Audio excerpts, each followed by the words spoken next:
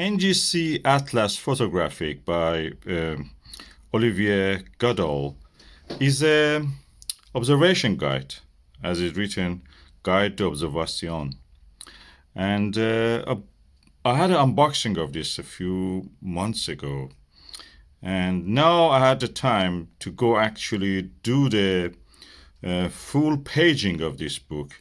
This is the essential guide for any kind of observation. NGC Atlas includes the Messier Atlas also, because all the objects of the Messier are bright enough to be included in this. And so let's go without any further ado and see the inside of the book.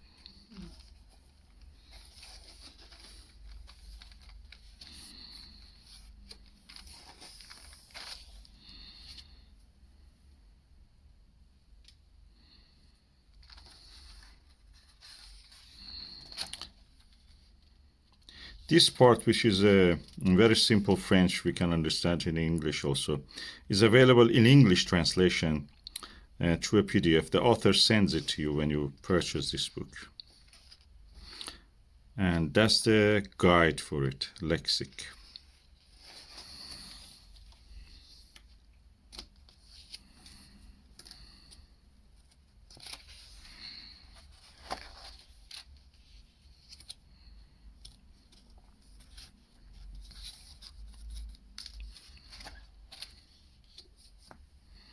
Let me see if I can take this camera slightly closer so we can see better.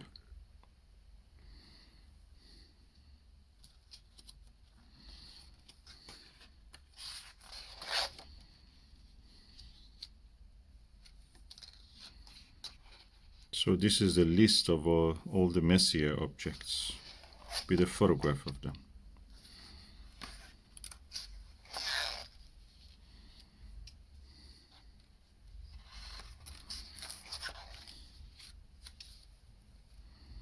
So this is the autumn, as you know.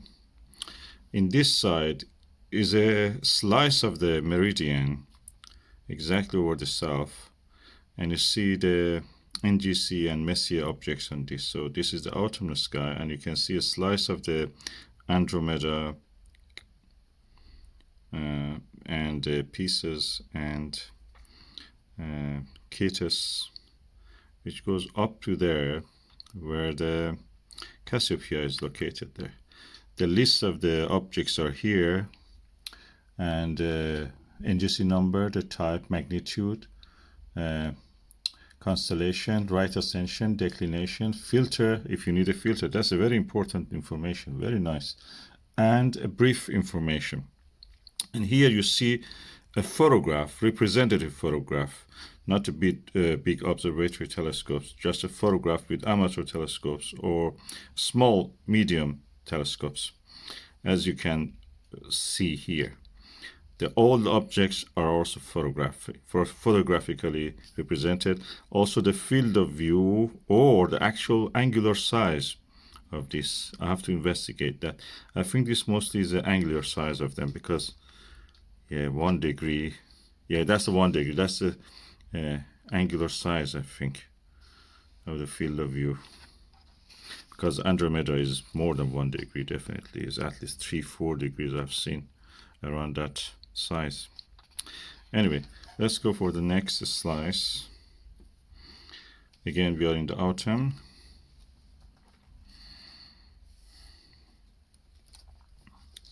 And this slice has it's slightly moved this size. Means that the sky is moving this size, this side. So the objects are listed again. This is good for if you want to make a list for observing the constellations and the deep sky objects. For every night you can actually use this. You can make a list of the objects that you think are bright enough. You have the equipment like filter, and you know, if this the type of the object that you're looking for. There is a legend here which actually explains all the symbols used in this. Now we are gradually moving toward the triangulum and Aries and the central Cetus.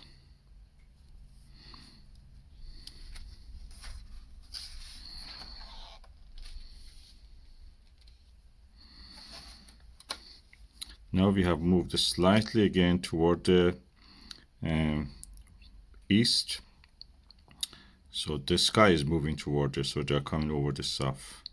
And we see more objects in the Andromeda and some objects in the Perseus, and moving down gradually toward the Eridanus.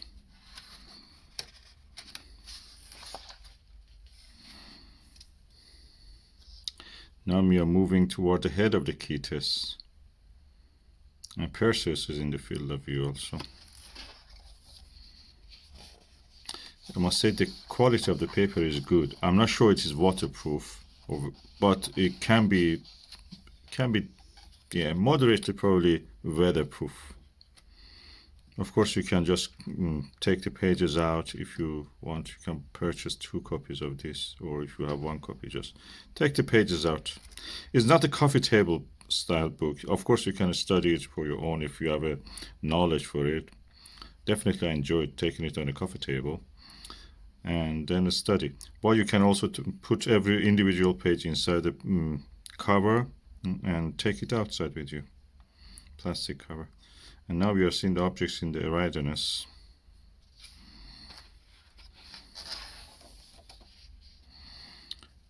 As you can see, we are moving in the Eridanus area. You see Pleiades in Taurus are now visible, Perseus. They are over the meridian, I should say, actually. And we are moving gradually toward the Auriga, also covering Auriga.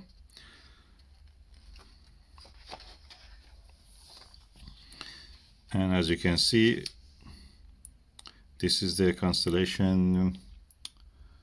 Oh God, it's a hare. Anyway, hare. What? I forgot the Latin name for it.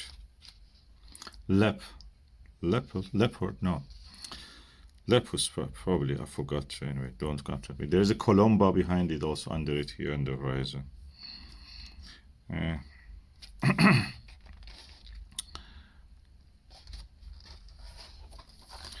Then we are now in the Orion with all these beautiful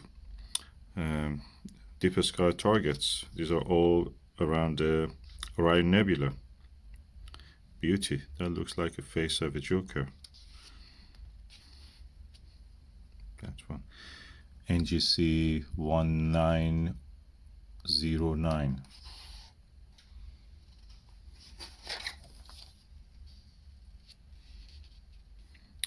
Now we are moving gradually toward the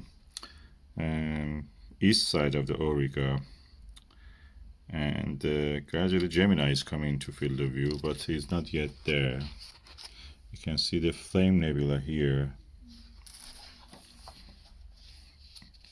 Now we have moved to the Monoceros. This is the Rosetta Nebula, or Rosette Nebula.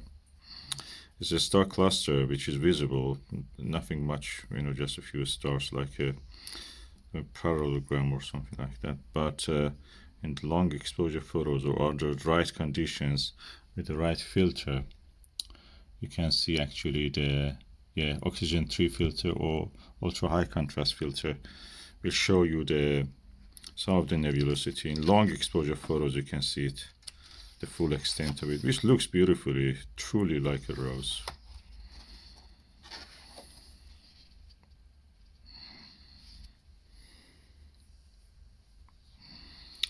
And now we are moving toward Gemini and Canis Major. So as you can see, we have here, am I right? I can see M35. One of this must be M35, but probably in the previous page we saw it. Anyway, we are moving now toward the central part of the Gemini and gradually toward the Canis Minor.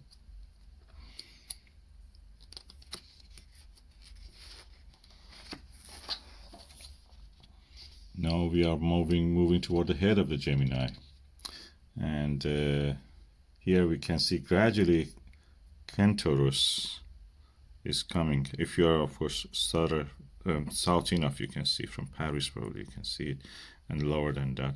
We see just a little bit of it, the top of it from the Britain. And yeah, this is the Milky Way, by the way. Then moving toward gradually the emptier area of the spring sky, which is full of galaxies, and you can see more galaxies are visible. We are now leaving the realm of the nebulas and the star clusters. We are looking through a window away from the plane of the Milky Way toward the universe. So springtime is a time for observing the galaxies. So we are seeing gradually galaxies appearing in the Cancer area also. And there is a abundance of this, abundance of the kind of galaxies. Some of them are really far away. We are getting gradually close to the galaxies in the Cancer Leo area, and a lot of them also exist in the head of the Ursa Major and constellations around it. Now we are moving more toward the realm of the galaxies. Leo galaxies are now visible. I have a book about the HARP galaxies, or Hickson galaxies actually, which I will do also another time, paging through it. This is a guide for you. I'm just showing you what this book is all about. Now we are seeing the central parts of the Leo's head, and also here we have the Hydra, Sextant, and Ursa Major. All the galaxies, beautiful galaxies, are visible. I have seen so many of this. When you target a bigger one and you see a bigger one, you suddenly notice around it is full of little smudges. Those are other NGC objects that you see. If you find a messy object, galaxy in this area, you can be sure you are seeing also some other NGC objects there. Even with the smallest, even 60 millimeter, refractor can show you that. Now we are moving toward the central parts of the Leo, and now we are going toward the tail part of the Leo, gradually moving. I'm excited now because we are going to see the Leo's triplet, and gradually all those galaxies, M65, M66, can be visible. Yeah, the Leo triplet is here now, and we can see the galaxy of the Leo triplet. Easily visible in the smallest apertures even. But for the best observation of this, you can use either 6-inch refractor, Skywatcher, EVO star, very nicely, you can see, and also 12-inch Dobsonian. Again, these are the part of the Leo's triplet. Now we are moving toward the tail of the Leo and gradually seeing the objects in the deeper space, including the objects that are in the Virgo constellation and the Como Bernice or Bernice, and the tail of the Big Dipper, and the handle of the Big Dipper, and the crow or Curvus. That's very interesting. We are now moving. Oh, that's a crater, sorry, crater. Cup, and the Curvus is there. So, deeper and deeper looking in the cosmos. And now we are in the area of the Virgo. Virgo galaxies are numerous, including the most beautiful called Markarian chain. And Markarian chain is somewhere here, in the middle of the cup of the Virgo.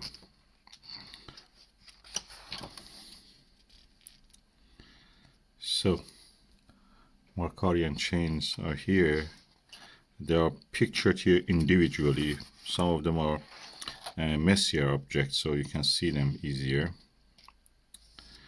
And now we have to look for the black eye galaxy. M106 also, and M99. Oh, many of them are actually having the NGC numbers. Was it black eye galaxy somewhere? This is in the between Crater and Virgo. It's very easy to find it.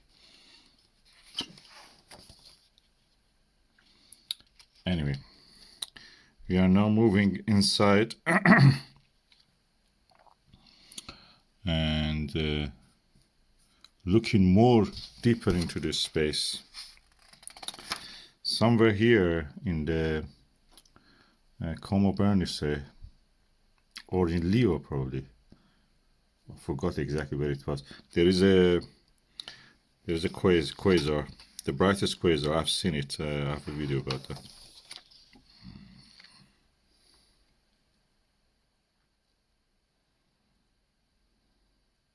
Yes. We are now looking at a lot of different objects in this area. Black eye galaxy is somewhere here. We will see if we can find it.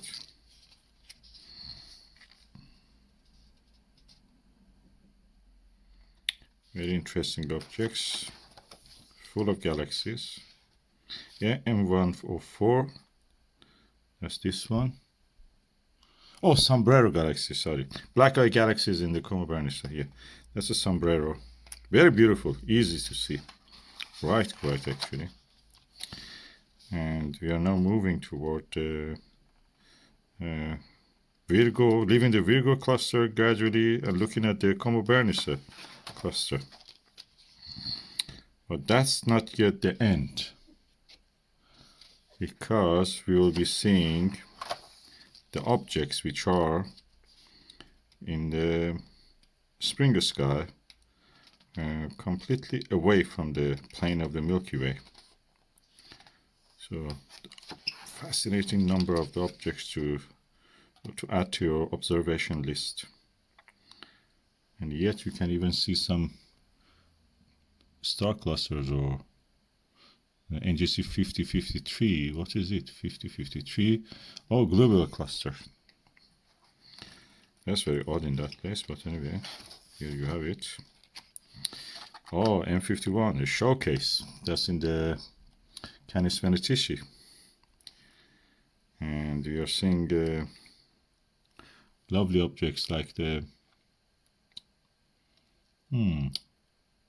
M83, M3 globular cluster, which is here.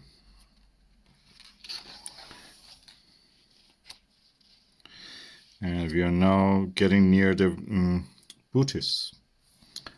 And Virgo is such a big one. That is the leg part of the Virgo we are passing.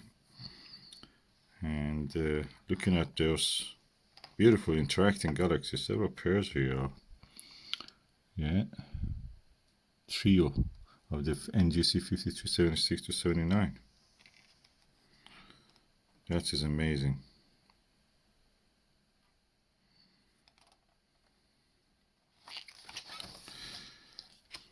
Now we are moving more toward the east, and Bootes and the easternmost part, the feet part of the Virgo is there. This is the galaxy which is NGC 5746. 5746. Yeah, that's a magnitude 10 galaxy. Beautiful. I have to observe this one. Yeah, we are now seeing gradually globular cluster M5 coming. So we are getting close to the plane of the Milky Way. It's amazing that how in 19th century and 20th century we started gradually to map the positions of these things in the sky, finding that the globular cluster make a halo around us, finding the shape of the galaxy. For us it looks obvious, but for the ancients it was not probably that much obvious. And now we are moving completely to the areas of the Scorpion, Libra, the Serpent, Coda, or Serpent Coat, Caput, and Hercules, and all the Draco. Draco has a lot of faint galaxies to look at. And we are in the Ophiuchus now, which surprisingly is one of the constellations of the zodiac, but is not included in the ancient list, but we know that it is part of it, the southern part of it. Anyway, interesting. Now we see a lot of globular clusters now, and only a few galaxies like NGC 6140, which is magnitude 11.6. And now we are back to the star clusters and nebulas, including also some galaxies yet, which we'll have to look through the swarm of the closer stars of our own galaxy toward them.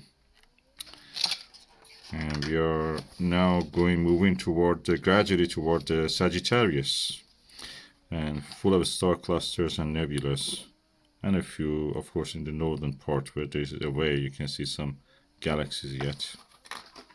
So we are now going to look toward the other side, the denser part of the inner part, or the nucleus of our own galaxy.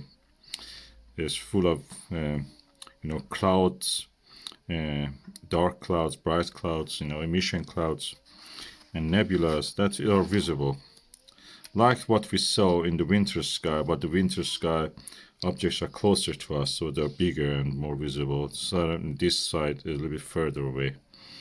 So we are closer to the Orion or Perseus arm of our galaxy, probably in that sense. And the M57, because there's a lot of stars there, we have a lot of supernovas visible from our own, or novas in this area, and also some stars which are degenerated and creating the planetary nebulas. Density of them, the chance of seeing them is higher in these areas. Again, we are seeing some planetary nebulas, beautiful star clusters. And it's the time that in the northern hemisphere, especially in northwest Europe and England and UK, the skies are relatively brighter compared, and it gets really less dark. But it's a nice time. It's a nice time to observe, because it's easier, the weather is more pleasant. We are going toward the beauties of the Cygnus and the Cygnus arm of the galaxy with the big gap, dark clouds and bright clouds. This is a supernova remnant mask galaxy, or we call it also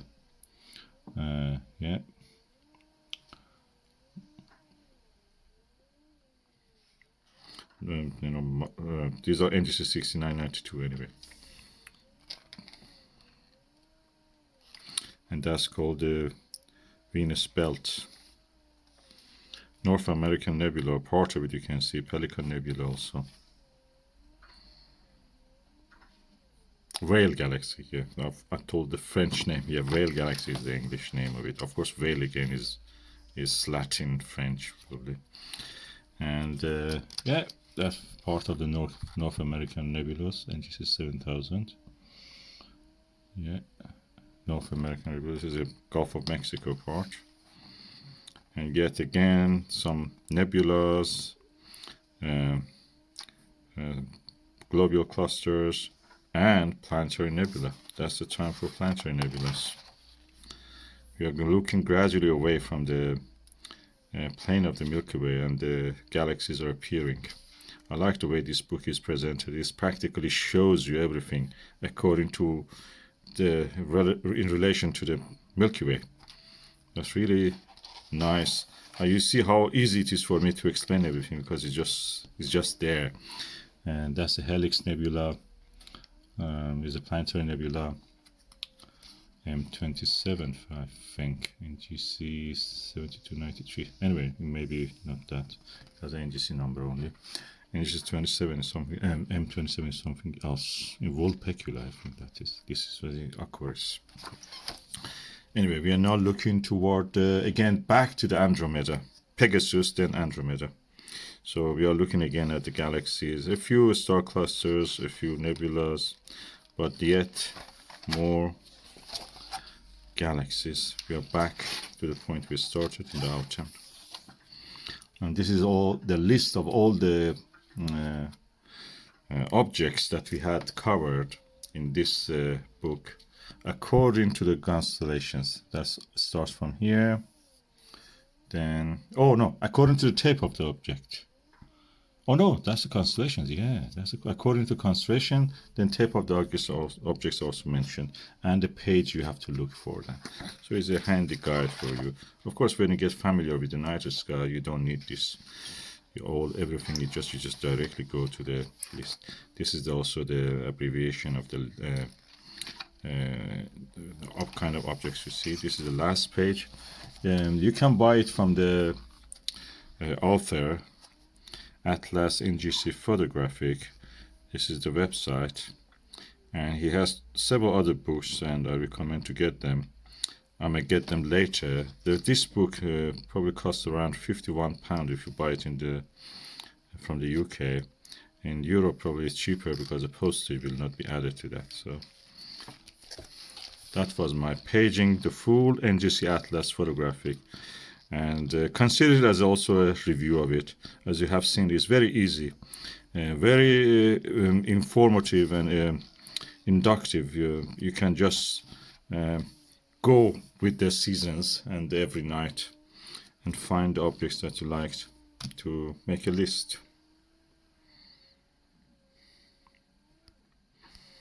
I have to ask Susan, that was patient enough actually to let me, use her beautiful table for doing this review. Thank you, Susan.